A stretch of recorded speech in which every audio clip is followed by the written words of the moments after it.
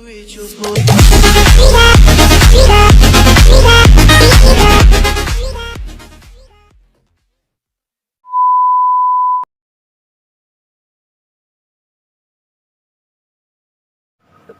sini saya akan menjelaskan tentang siklus akuntansi selama periode berjalan. Yang pertama itu siklus akuntansi selama periode berjalan. Siklus akuntansi selama periode berjalan meliputi rangkaian kegiatan. Yang pertama itu penyiapan transaksi, yang terdiri dari pengidentifikasian transaksi. Yang kedua itu pengukuran transaksi. Yang ketiga itu pendokumentasian transaksi ke bukti. Dan yang terakhir penulisan transaksi ke buku harian. Yang kedua ini ada pencatatan transaksi yang terdiri dari perjurnalan atau peringkasan. Dan yang kedua pemindahan bukuan atau pengklarifikasian berbasis akun atau transaksi. Siklus akuntansi selama periode berjalan. Yang pertama itu penyiapan transaksi, yaitu pengidentifikasian. Peristiwa bisnis dibagi menjadi dua, yaitu peristiwa ekonomi atau transaksi, dan yang kedua ini ada peristiwa non-ekonomi atau non-transaksi. Peristiwa bisnis disebut peristiwa ekonomi atau transaksi jika memenuhi dua kriteria sebagai berikut. Yang pertama itu ada bersifat keuangan, dan yang kedua menyebabkan perubahan di elemen-elemen laporan keuangan. Akuntansi hanya memproses transaksi, oleh karena itu UMKM hanya mengidentifikasi peristiwa bisnis yang terjadi apakah memenuhi kriteria sebagai transaksi atau sebagai non-transaksi. Contoh peristiwa bisnis. Yang pertama itu ada pemilik menyetor kas ke UMKM, itu yang disebut dengan transaksi bisnis. Ada juga yang namanya transaksi non-bisnis. Ada UMKM merekrut karyawan, itu adalah non-transaksi. Ada juga UMKM membeli kredit alat, itu adalah transaksi. Sangat banyak peristiwa bisnis yang merupakan transaksi di UMKM. Yang perlu diingat adalah bahwa peristiwa bisnis yang menyebabkan perpindahan sesuatu yang bersifat keuangan dari pemilik ke UMKM maupun dari UMKM ke pemilik termasuk transaksi, dan transaksi tersebut harus dicatat. Demikian pula peristiwa bisnis yang berbentuk barter atau pertukaran barang atau jasa dengan pihak-pihak lain jika merupakan transaksi. Yang kedua itu ada penyiapan transaksi, yaitu pengukuran.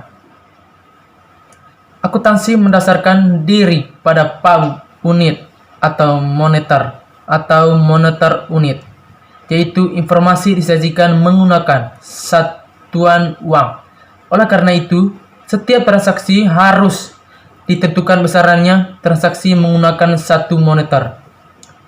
Satuan moneter di Indonesia adalah rupiah atau Rp. Terdapat 5 cara pengukuran akuntansi. Yang pertama itu ada yang namanya cost history atau history cost.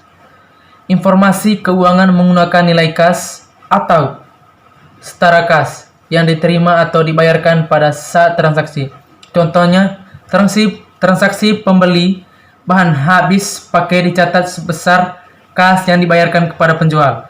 Yang kedua itu ada kas sekarang atau current cost. Informasi keuangan menggunakan nilai kas atau setara kas yang seharusnya dibayar seandainya aset yang setara diperoleh sekarang. Contohnya, beberapa jenis persediaan barang dagangan disajikan di neraca sebesar kas sekarang. Yang ketiga itu ada nilai pasar sekarang atau current market value. Informasi keuangan menggunakan nilai pasar aset pada saat laporan disajikan. Contohnya, akun surat-surat berharga dicatat sebesar nilai rupiah yang diterima jika surat-surat berharga tersebut dijual sekarang. Yang keempat itu ada yang namanya nilai bersih yang dapat direalisasi atau net realizable value. Informasi keuangan menggunakan nilai bersih yang diperkirakan dapat diterima atau dibayarkan. Contohnya, akun piutang usaha disajikan sebesar total piutang usaha dikurangi dengan taksiran piutang dagang tidak tertagih. Yang kelima itu ada yang namanya nilai sekarang dari aliran kas masa datang atau present value of future cash flow. Informasi keuangan yang menggunakan nilai sekarang dari penerimaan atau pembayaran kas di masa datang. Contohnya, angkun utang obligasi disajikan di neraca sebesar nilai sekarang dari total pembayaran kas untuk pelunasan utang atau termasuk pembayaran bunganya. Pengukuran di akuntansi dapat diklarifikasikan menjadi dua jenis pengukuran. Yang pertama itu ada yang namanya penghitungan nilai moneter. Penghitungan nilai moneter adalah akuntansi menghitung besarnya nilai moneter suatu transaksi yang terjadi selama periode berjalan. Yang kedua itu ada namanya penetapan nilai moneter. Penetapan nilai moneter ini, akuntansi menetapkan besarnya nilai moneter suatu transaksi yang dimasukkan untuk penyusunan laporan keuangan. Berikut adalah pendokumentasian. Setelah transaksi diukur, maka UMKM lazimnya mendokumentasikan transaksi tersebut ke dokumen yang disebut bukti transaksi. Pendokumentasian ke dalam bukti transaksi berfungsi untuk yang pertama merekam transaksi, mengurangi kemungkinan kesalahan, menetapkan tanggung jawab atas timbulnya transaksi, dan menyampaikan informasi kepada pihak-pihak yang berkepentingan. Dilihat dari asal pembuatannya, bukti transaksi dapat berasal dari yang pertama internal atau bukti yang dibuat UMKM sendiri. Contohnya, bukti pembayaran honorarium dan surat tagihan ke pelanggan. Yang kedua adalah eksternal, adalah bukti yang dibuat oleh pihak eksternal dan diterima oleh UMKM. Contohnya surat tagihan dari rekanan atau disebut faktur pembelian. Dilihat dari peranannya untuk pencatatan akuntansi, bukti transaksi diklasifikasi menjadi dua, yaitu yang pertama dokumen sumber atau source dokumen. Adalah bukti transaksi yang digunakan sebagai dasar untuk pencatatan. Contohnya adalah faktur pembelian dan faktur penjualan yang digunakan sebagai dokumen utama untuk pencatatan transaksi pembelian dan penjualan. Yang kedua adalah dokumen pendukung atau supporting dokumen. Adalah bukti transaksi yang digunakan untuk mendukung keberadaan dokumen sumber. Contohnya surat pesanan dari pelanggan digunakan untuk mendukung faktur penjualan. Dan surat permintaan barang dari departemen yang membutuhkan barang yang digunakan untuk mendukung faktur pembelian. Penyiapan transaksi yang berikut adalah penulisan di buku harian. Pada dasarnya, penulisan transaksi di buku harian tidak mendasarkan aturan tertentu, karena penulisan di buku harian berfungsi untuk mendeskripsikan transaksi sesuai keinginan administrator atau bagian keuangan UMKM.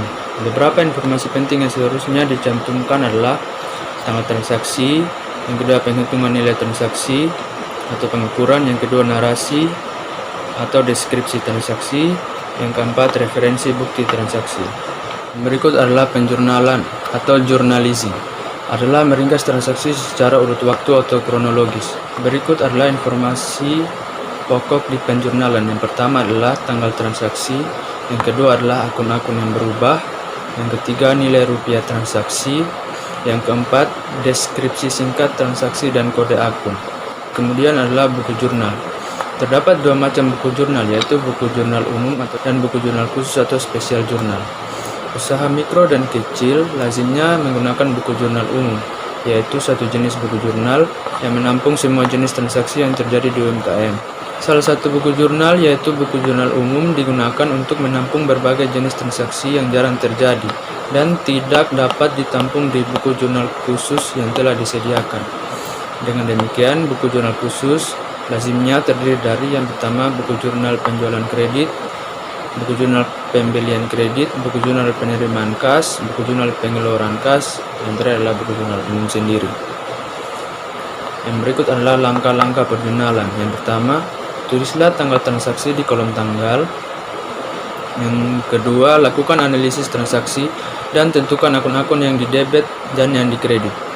Yang berikut, tulislah nama akun-akun yang didebet ke kolom nama akun. Yang keempat, di bawah akun-akun yang ada di debit, tulislah akun-akun yang dikredit. Akun yang dikredit ditulis menjorok ke dalam dibanding akun yang di debit. Yang kelima, dalam tanda kurung, tulislah deskripsi singkat di bawah akun-akun. Yang keenam, tulislah nilai rupiah untuk masing-masing akun ke salah satu kolom debit atau kredit sesuai dengan akunnya. akun yang didebit maka penulisan nilai rupiah di kolom debit, dan akun yang dikredit maka penulisan nilai rupiah di kolom kredit. Pastikan bahwa total nilai rupiah sisi debit dan sisi kredit adalah bernilai sama. Berikut adalah pencatatan transaksi. Yang pertama, pemindah bukuan. Informasi yang dicantumkan di akun terkait dengan fungsi pemindah bukuan lazimnya meliputi yang pertama, tanggal transaksi, yang kedua, deskripsi singkat, yang ketiga, nilai moneter, yang keempat, posisi nilai moneter, debit atau kredit. Yang berikut adalah jenis-jenis buku besar. Dua jenis buku besar. Yang pertama, buku besar utama atau general ledger. Buku besar ini berisi kumpulan akun-akun yang tercantum di laporan keuangan. Nama akun yang ada di buku besar sesuai dengan nama akun yang tercantum di buku jurnal. Buku besar yang kedua adalah buku besar pembantu atau subsidiary ledger. Berisi kumpulan akun yang merupakan rincian atau uraian dari salah satu akun yang ada di buku besar utama. Berikut adalah akun format T atau T-account. Bentuk akun dapat dirancang bangun sesuai kebutuhan UMKM. Terdapat 4 format akun yang lazim digunakan, yaitu yang pertama format T, yang kedua format saldo berjalan, yang ketiga format saldo debit kredit, yang keempat format kontrol. Format akun yang lazim digunakan dalam proses pembelajaran akuntansi adalah akun format T dan format akun saldo berjalan. Yang berikut adalah pencatatan di buku besar pembantu. Buku besar pembantu berfungsi untuk menyajikan informasi lebih detail yang menjelaskan pencatatan di buku besar utama. Terdapat 2 metode pencatatan di buku besar pembantu yang lazim, yaitu yang pertama, metode tinta dan pena atau pen dan ink bookkeeping. Pencatatan adalah pencatatan ke buku besar pembantu langsung dari bukti transaksi. Metode yang kedua adalah metode tanpa buku pembantu atau ledgerless bookkeeping. Adalah bukti transaksi yang diarsip dan difungsikan sebagai buku besar pembantu. Adalah langkah-langkah pemindah bukuan. Yang pertama, perhatikan nama akun yang didebit di buku jurnal. Yang kedua, carilah nama akun yang sesuai di buku besar utama. Yang ketiga, tulislah tanggal, deskripsi singkat, dan nilai rupiah di akun buku besar utama sesuai dengan yang tercantum di buku jurnal. Yang keempat, jika ada akun yang didebit lagi, lakukan langkah yang kedua dan ketiga hingga semua akun yang ada di debit sudah dipindahkan ke akun-akun yang sesuai di buku besar utama. Jika belum tersedia, buatlah akun baru di buku besar utama sesuai nama akun yang ada di jurnal. Yang kelima, perhatikan nama akun yang dikredit di buku jurnal. Yang keenam, carilah nama akun yang sesuai di buku besar utama. Yang ketujuh, tulislah tanggal, deskripsi singkat, dan nilai rupiah di akun buku besar utama sesuai dengan yang tercantum di buku jurnal. Yang kedelapan, jika ada akun yang dikredit lagi, lakukan nomor 6 dan 7 hingga semua akun yang dikredit sudah dipindahkan ke akun-akun yang sesuai di buku besar utama. Jika belum tersedia, buatlah akun baru di buku besar utama sesuai nama akun yang ada di buku jurnal. Yang pertama, siklus akuntansi pada akhir periode. Pada dasarnya, siklus akuntansi akhir periode terdiri dari 7 kegiatan yang dapat dikelompokkan menjadi 2 fungsi, yaitu A. Fungsi pencatatan, dan B. Fungsi penyusunan informasi keuangan. Daftar saldo sebelum penyesuaian. Fungsi pertama siklus akuntansi akhir periode adalah pembuatan daftar saldo sebelum penyesuaian. Tujuan membuat DSSBP adalah mengetahui saldo masing-masing akun dan mengecek terjaganya keseimbangan persamaan akuntansi. DSSBP terdiri dari 2 kolom, yaitu debit dan kredit. Berdasarkan akun-akun terdapat di buku besar utama, dilakukan langkah-langkah pembuatan daftar saldo sebelum penyesuaian sebagai berikut. A. Menghitung saldo atau selisih antara total debit dan total kredit setiap akun di buku besar utama. Jika total debit lebih besar dibanding total kredit, maka akun bersaldo debit. Sedangkan jika total debit lebih kecil dibanding total kredit, maka akun bersaldo kecil. B.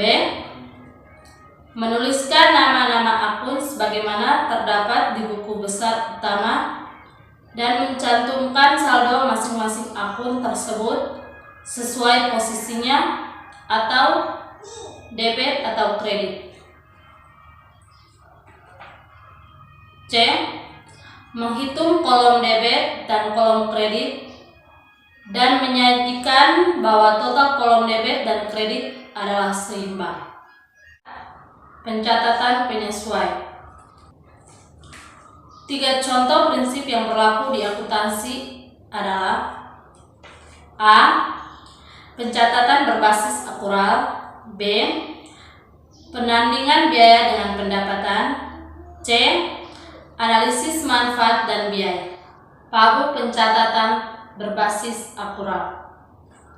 Akuntansi menggunakan basis akural dalam pengakuan biaya dan pendapatan, bukan menggunakan basis kas. Berbasis akural yang biaya dan pendapatan diakui ketika terjadi transaksi yang terkait dengan biaya dan pendapatan tersebut, di mana terjadinya tidak selalu bersamaan dengan transaksi penerimaan atau pembayaran kasnya. Seandainya UMKM mencatat transaksi berbasis kas, maka biaya dan pendapatan diakui ketika terjadi transaksi penerimaan atau pembayaran kas. B. Pabu penandingan biaya dengan pendapatan.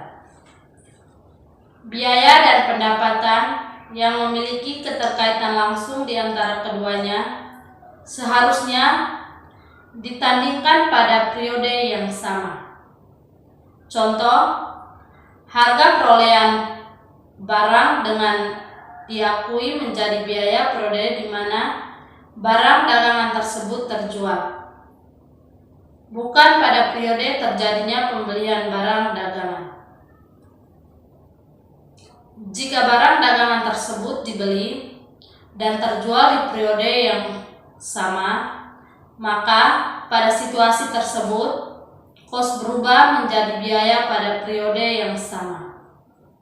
Namun, jika barang didagangkan dibeli pada periode 1 dan baru terjual pada periode 2, maka kos barang dagangan tersebut diakui sebagai biaya pada periode 2, dan selama periode 1, kos barang dagangan tersebut merupakan aset.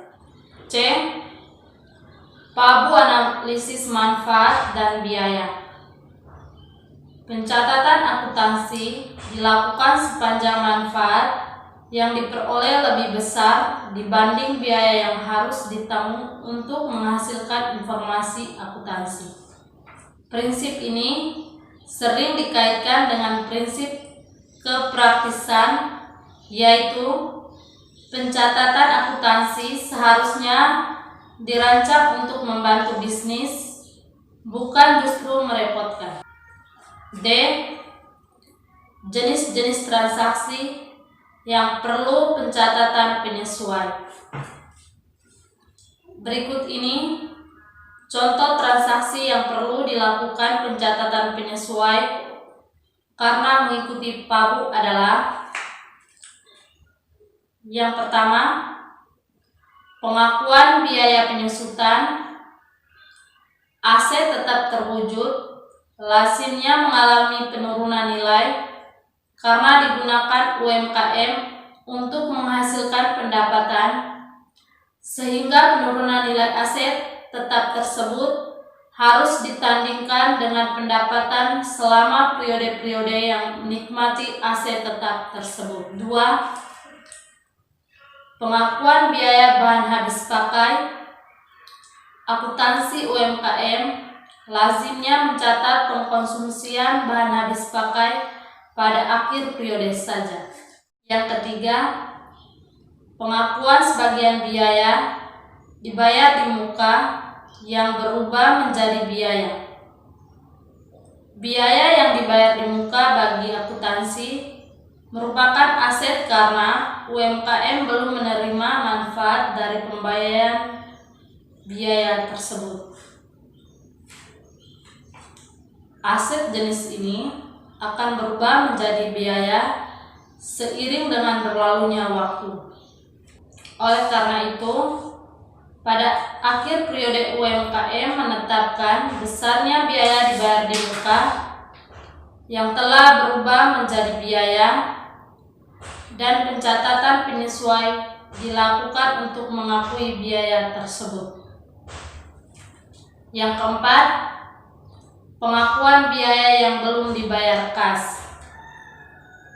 Ada kalanya UMKM justru membayar biaya setelah menikmati jasa yang diminta. Jika hal ini terjadi, maka UMKM dikatakan melakukan pembayaran di belakang untuk suatu biaya.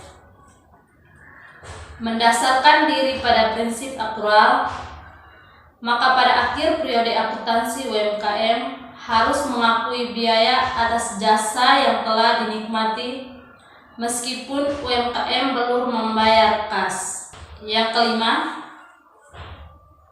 pengakuan sebagai pendapatan diterima di muka yang berubah menjadi pendapatan. Pada akhir periode UMKM menetapkan besarnya pendapatan diterima di muka yang telah berubah menjadi pendapatan dan melakukan pencatatan penyesuai untuk mengakui pendapatan tersebut.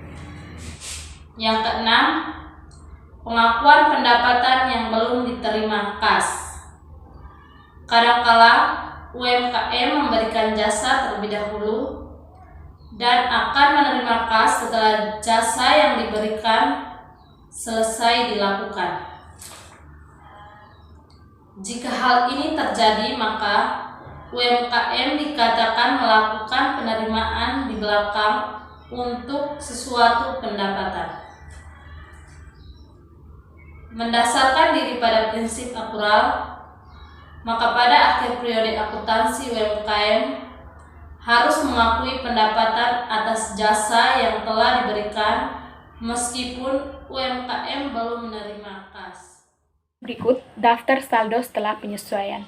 Setelah pencatatan penyesuaian dilakukan, maka dibuat daftar saldo setelah penyesuaian. Daftar saldo setelah penyesuaian atau DSSTP berisi saldo akun-akun pada tanggal tertentu setelah dilakukan pembaharuan atau update karena adanya pencatatan penyesuaian. Daftar saldo setelah penyesuaian ini menyajikan informasi keuangan yang sudah dikoreksi jika ada dan sesuai PABU.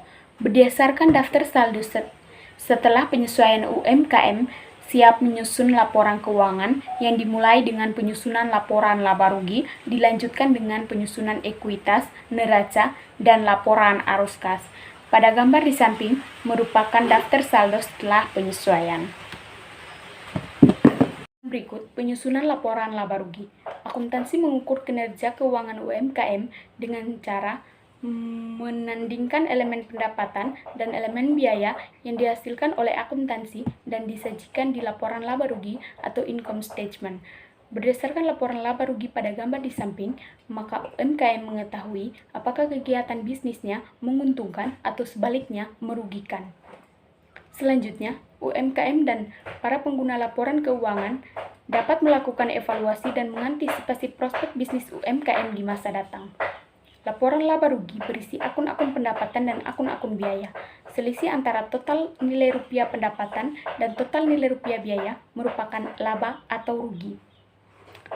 Jika pendapatan lebih besar daripada biaya, maka UMKM menghasilkan laba. Sebaliknya, jika pendapatan lebih kecil daripada biaya, maka UMKM mengalami rugi. Yang berikut pencatatan penutup. Tujuan pertama pencatatan penutup adalah memindahkan elemen-elemen pendapatan dan elemen-elemen biaya ke elemen ekuitas.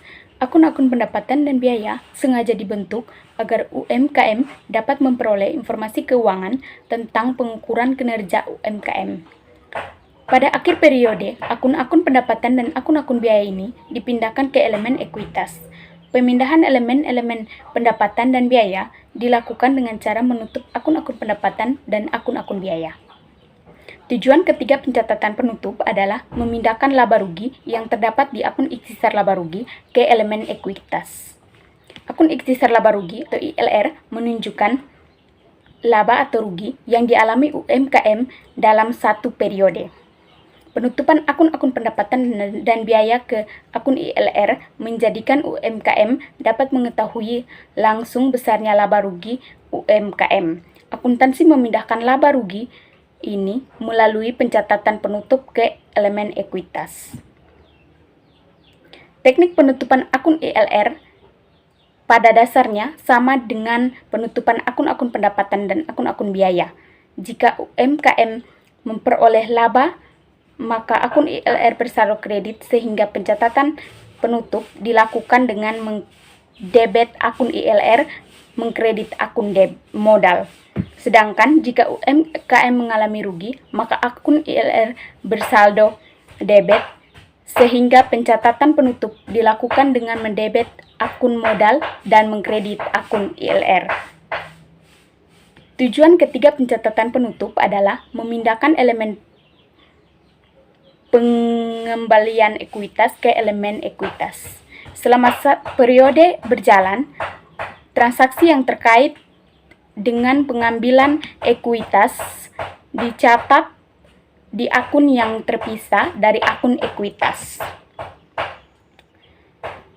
Pada akhir periode, UMKM memperhitungkan pengambilan ekuitas tersebut ke elemen ekuitas melalui penutupan akun dari elemen pengambilan ekuitas di UMKM yang berbeda hukum perusahaan perseorangan dan persekutuan. Akun pengembalian ekuitas yang lazim adalah akun pribadi atau prive. Yang berikut, penyusunan laporan perubahan ekuitas, neraca, dan laporan arus kas. Yang pertama, laporan perubahan ekuitas. Perubahan ekuitas lazimnya terjadi karena 1. Penambahan setoran dari pemilik modal saham selama periode berjalan. 2. Penambahan karena laba selama satu periode atau pengurangan karena rugi selama satu periode. 3. Pengurangan karena pengembalian ekuitas melalui pengambilan pribadi. Yang berikut, penyusunan neraca. Neraca disebut juga laporan posisi keuangan menunjukkan saldo akun-akun aset, utang, dan ekuitas pada tanggal tertentu. Berdasarkan neraca ini, para pengguna laporan keuangan dapat mengetahui saldo posisi keuangan setiap akun aset, utang, dan ekuitas pada tanggal tertentu. Neraca berisi akun-akun utang dan ekuitas. Urutan penyajian akun-akun di neraca adalah sebagai berikut. 1. Aset. Aset disusun berdasarkan tingkat kemudahan aset tersebut diubah menjadi alat pembayaran tunai atau uang. Yang kedua, utang. Utang disusun berdasarkan periode pelunasan utang. Utang yang dicantumkan di neraca dimulai dari utang lancar, dilanjutkan utang tidak lancar atau disebut utang jangka panjang. Ketiga, ekuitas. Ekuitas disajikan di neraca setelah penyajian akun-akun utang. Yang berikut, penyusunan arus kas. 3 jenis kegiatan utama UMKM yaitu kegiatan operasi, kegiatan investasi, dan kegiatan pendanaan. Yang berikut pencatatan pembalik. Setelah menyelesaikan penyusunan laporan keuangan, pada dasarnya akuntansi telah menjadi satu siklus secara penuh.